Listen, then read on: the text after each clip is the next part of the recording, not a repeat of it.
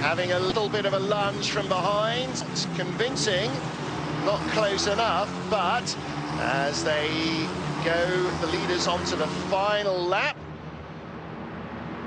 He is well placed. One to go for Daniel Morad then, and Nico Müller in front of him. This is for fourth position. Daniel Morad with the green highlights on his car.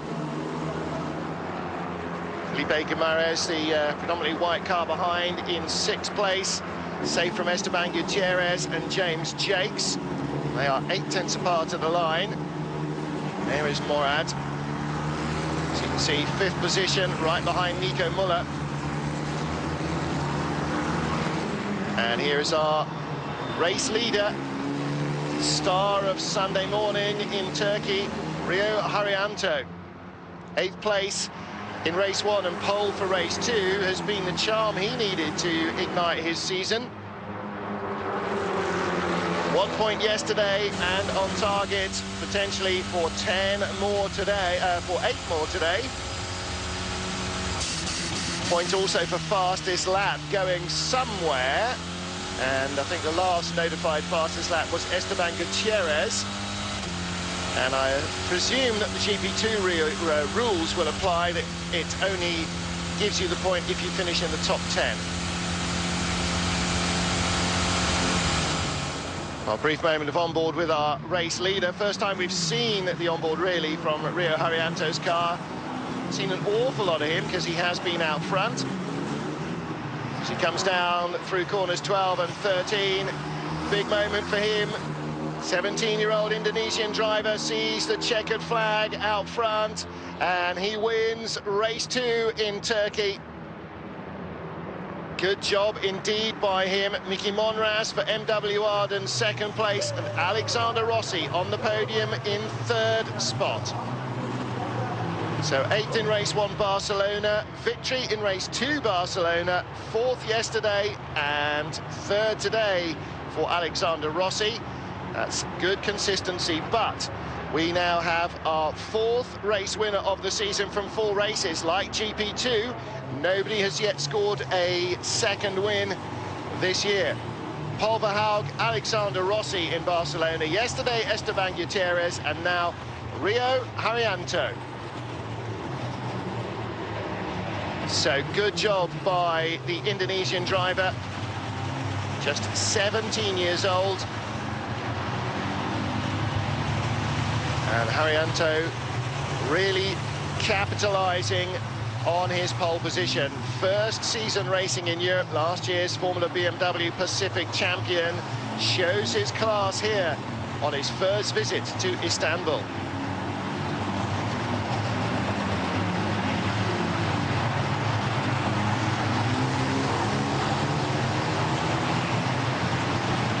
Some more fraught and frantic, entertaining GP3 racing.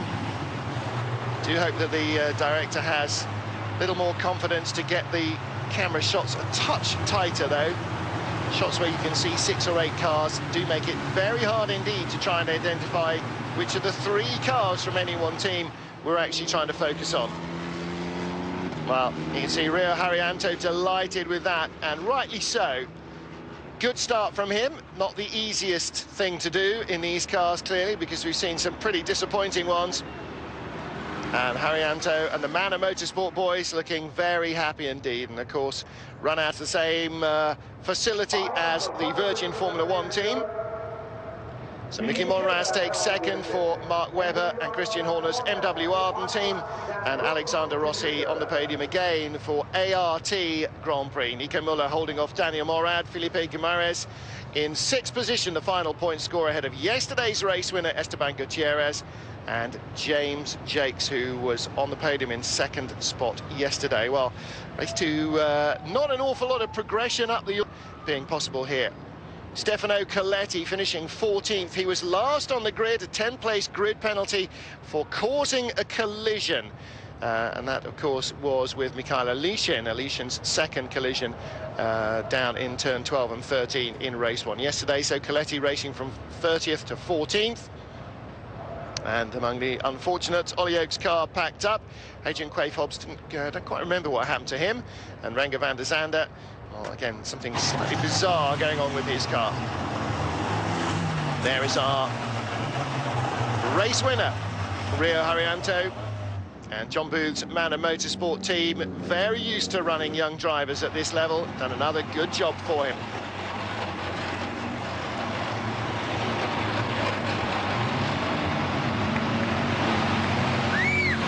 So Sunday morning's action in Istanbul starts with GP3 and our fourth new winner. Trying to shuffle the cars into the collecting area. Come on, boys, it's only a gate. I'm sure you can manage.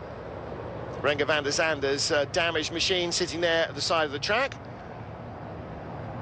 And the FIA officials trying to make sure that the top three end up in the collecting area and everybody else.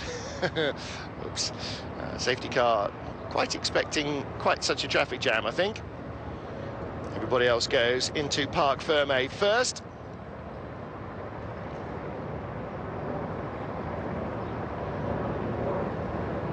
Looking for our race winner, Rio Haryanto.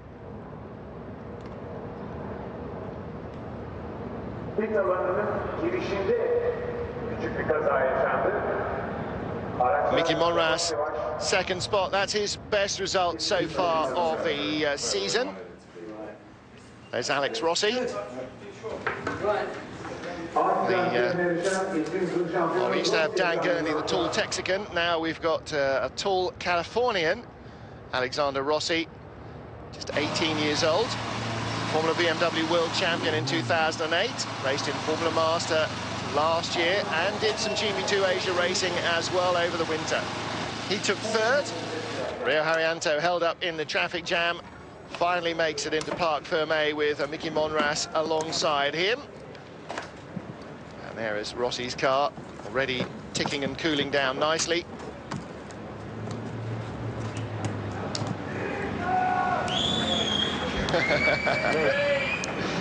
Reception from the Manor Motorsport boys. Well, his English will be improving, but not in a way perhaps that he can show off to his mother. It's one of the things, of course, that happens when you race for a British team, is you learn a very unique brand of English. Not much of it ever repeatable on air. Of course, his will come with possibly a slight Yorkshire accent as well. Mickey Monras climbs the stairs. And Rio Haryanto being shepherded up as well.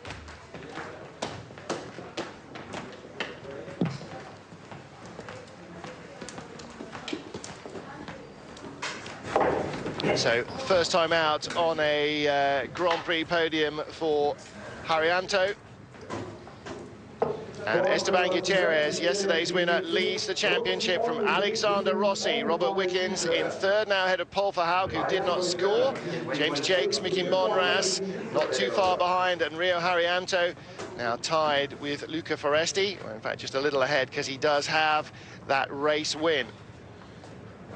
Weighed and measured. Alexander Rossi topping up on fluids. Doesn't look like it was the hottest race morning so far. Well, that's it then from our GP3 race weekend here. Don't forget, for British Eurosport viewers, we'll be coming back live from Istanbul on British Eurosport 2 with the GP2 sprint race in just under half an hour. We'll see you then. Bye for now.